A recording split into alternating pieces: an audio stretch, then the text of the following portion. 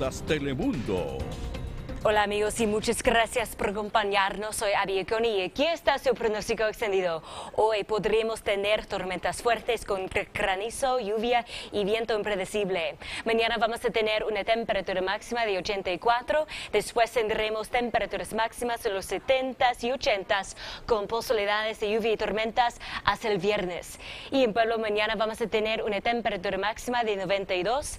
Después tendremos temperaturas máximas en los 80s y 90s con posibilidades de lluvia y tormentas hasta el lunes. Después será mayormente soleado. Amigos, muchas gracias por acompañarnos. Nos vemos hasta la próxima y que tengan un buen día.